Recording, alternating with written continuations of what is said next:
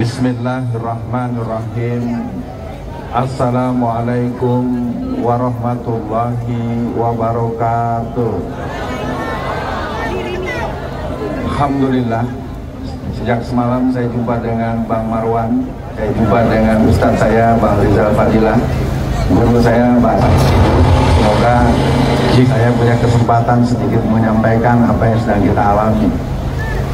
Kelemahan yang harus kita akui, sejak dari dulu kita selalu agresif dan sensitif terhadap situasi yang namanya bencana alam. Tetapi kita tidak memiliki antisipasi, deteksi dini, dan gerakan-gerakan yang berhubungan dengan bencana politik. Bencana politik hari ini sudah dalam genggaman hanya beberapa orang saja yang secara otoritas, yang secara kualitas, yang secara integritas jauh daripada apa yang sangat kita inginkan.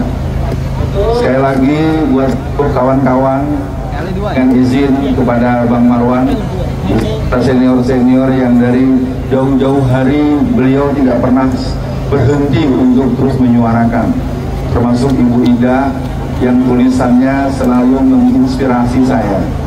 Bapak-bapak dan ibu-ibu, saya akan mengawali dulu sedikit cerita kecil. Kenapa saya pernah di penjara 4 tahun? Tidak istimewa, karena perjuangan saya belum apa-apa dibandingkan beberapa tokoh. Pak Said Didu di sini, Bang Marwan di sini, termasuk Pak Profesor Abbas Taha. Mulanya saya membahas tentang bahaya penjajahan Cina. Jadi Cina hari ini telah menentukan, Xi Jinping telah menentukan apa yang harus dihasilkan di Mahkamah Konstitusi hari ini. Jadi dalam analisis MSS, dalam gerakan operasi intelijen Cina, kita punya pilihan adalah mengikuti arahan guru-guru kita tadi. Karena kita sudah cukup lama tidak peduli terhadap sebuah konstruksi kekuatan politik secara nasional. Jadi jangan salahkan musuh kalau musuh mengalahkan kita di setiap langkah yang kita lalui. Tentu kalimat ini bukan kalimat pesimis. Paling tidak saya melihat wajah-wajah yang tidak pernah takut untuk sampai pada titik darah penghabisan untuk menjaga kedaulatan NKRI. Saudara-saudara, tentu saya harus menghitung karena tadi terdengar dari sana setelah ini akan pindah ke tengah. Mudah-mudahan tengah yang hadir tambah banyak. Jangan kalau pindah ke tengah dengan alasan kepanasan tambah berkurang, itu perlu dipertimbangkan juga. Nanti jadi bahan tertawaan bagi orang-orang yang sudah terlanjur menjadi pelanjut daripada obor-obor besar dan obor-obor kecil. Tahu obor ya? Ya, kalau saya disebut semua lah. Yang jelas hari ini saya ingin mengatakan sudah selesai sidang Mahkamah Konstitusi. Seluruhnya dianggap tidak sesuai, tidak sesuai, tidak sesuai, tidak sesuai, tidak sesuai, tidak terbukti, tidak ada bukti, tidak sesuai. Lalu selanjutnya adalah tergantung arahan dari Pak Said Didu dan kawan-kawan baru. Semua, saya ingin katakan buat semua yang hadir, apakah kita ciutnya hadapi situasi ini? Kita harus ingat negara Indonesia sudah bukan sekedar tidak baik-baik saja. Negara Indonesia sudah hancur-hancuran. Saya kadang-kadang bermimpi bisa bertemu dengan Pak Said Didu. Saya belum kesampaian, biar sekarang saya sebut terbuka. Kapan saya bisa berkonsultasi? Kerja kecil saya baru 12 angkatan saya mengadakan pendidikan politik untuk Jawa Tengah. Sebenarnya saya berharap di daerah-daerah lain karena keadaan ini akan semakin parah kalau kita tidak melakukan antisipasi, edukasi, dan proses remilitansi. Bagaimanapun kita tengok, yang berkumpul di sini bisa kita lihat sebagai kelompok orang-orang yang punya penampakan baik secara fisik maupun secara usia. Kita lihat, kita yang ada di sini umurnya rata-rata diduga 20 tahun ke bawah. Betul ya Bang ya? Iya, ini kita tidak boleh memungkiri bahwa gerakan tetap dimenangkan oleh goyang gemoy. Oke gas, oke gas, oke gas. Anda boleh marah, Anda boleh menganggap saya merasa kalah, tidak, karena memang ada psikologi dari teori milenial, dari teori Y, teori Z, teori Gen Z, dan teori Alpha, teori Beta. Dan gerakan itu tidak menyasar daripada para pemuda-pemuda yang berkarakter nasionalis Islamis dan kelompok Islam yang berjiwa jihad politik.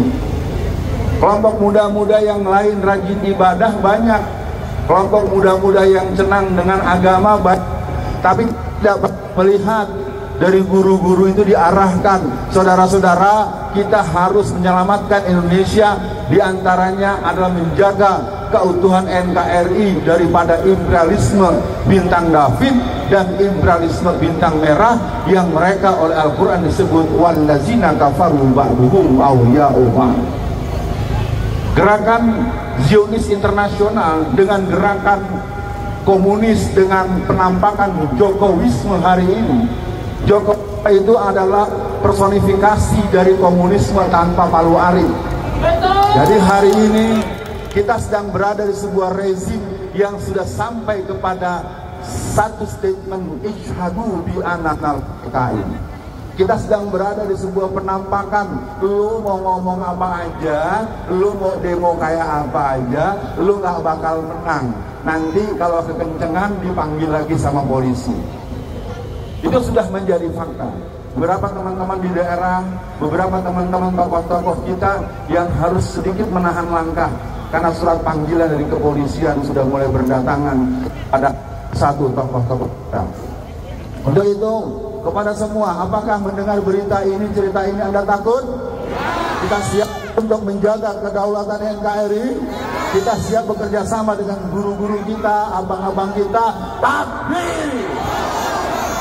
Jadi kita semua pada sore ini tidak ada pilihan bahwa gerakan-gerakan kesadaran kolektif untuk menjaga NKRI sebetulnya ada di titik sangat membahayakan. Ketika satu anak haram konstitusi, satu anak haram KPU, lalu nanti dia dilantik, maka Anda akan melihat foto anak itu yang konon SMA-nya saja jelas, lalu nanti akan ada foto bapak yang satu, bapak oke gas, yang satu anak dari yang suka main sepeda mini. Ya, jadi di kantor-kantor Anda ada foto dua bapak, yang satu bapak yang sudah tua, yang satu anak yang belum cukup umur. Nanti tinggal John Etes jadi menteri sekretaris kabinet. Ya, buat saya tahu mungkin nanti arahan dari kakak-kakak, abang-abang semua dan seluruh kawan-kawan, sampaikan energi positif kita. Kita jangan pernah merasa kalah karena kecurangan yang boleh saya bilang ini kejahatan yang TSM, kejahatan politik yang TSM sudah sampai pada satu fakta, pada kenyataan kita tidak diperbolehkan untuk membela yang benar dengan cara yang paling konstitusional sekalipun. Bayangkan semuanya nggak terbukti. Mempersoalkan sebuah persidangan bagaikan riset kualitatif, riset kuantitatif, riset akademis murni, nggak akan pernah ketemu. Padahal faktanya di Cikupa itu saya, karena saya orang Tangerang, itu di saat pencoblosan polisi langsung yang membagikan uang kepada masyarakat dan diarahkan tegak lurus di tengah, coblos nomor 2. Bayangkan berseragam, membawa uang, membawa pistol, dan mereka disuruh mencoblos sesuatu nomor yang ditentukan, lalu kemudian disampaikan tidak terbukti. Maka luar biasa, penjahat dengan penjaga rumah, perampok dengan warga, bagaikan cerita sebuah RW, ada kerampokan, datang Pak RW, ternyata Pak RW-nya ikut merampok rumah yang sedang dirampok. Tentu emosional harus kita turunkan sedikit. Kerja-kerja yang kelihatannya mengarah pada revolusi, gerakan-gerakan yang bersifat non-parlementer, tapi saya ingin ingatkan, maukah kita duduk baik-baik dulu sebelum diputuskan membakar gedung CCP pusat PKI. Itu para tetua kita tahun 66, mungkin Prof. Abbas Taha bisa cerita, itu mereka mengadakan rapat 11 hari 11 malam. Sekarang Anda datang jauh-jauh dari mana-mana, tentu sebuah pengorbanan yang luar biasa. Tapi apakah kita ketika pulang ke rumah kita punya semangat yang sama untuk mengatakan bahwa Indonesia tetap milik rakyat Indonesia. Tapi saya pikir saya tidak perlu memperpanjang karena ini bukan kepentingan untuk menjelaskan siapa saya. Yang paling penting bagaimana kita setelah hari ini. Maka pesan saya buat semua yang hadir, sampaikan salam di seluruh jazirah, tembus hatinya bahwa negeri ini sedang menunggu lahirnya para pahlawan yang tidak bertanya dibayar berapa dan dapat apa. Ini bagian yang terus harus kita pertanyakan. Kenapa gerakan-gerakan gampang layu sebelum berkembang? Kenapa tokoh-tokoh yang kita banggakan tahu-tahu hilang tanpa pesan? Karena pertanyaan itu sering berujung, nanti gua dapat berapa? Nanti gua jadi apa? Semoga seluruh para penggerak juga menjaga diri, termasuk saya tentunya. Mohon maaf, mari kita bersiap ke tengah. Kita akan terus bergerak, kita gelorakan Indonesia kita. Harus kita jaga sebagai putra-putra patriot Indonesia. Assalamualaikum warahmatullahi wabarakatuh.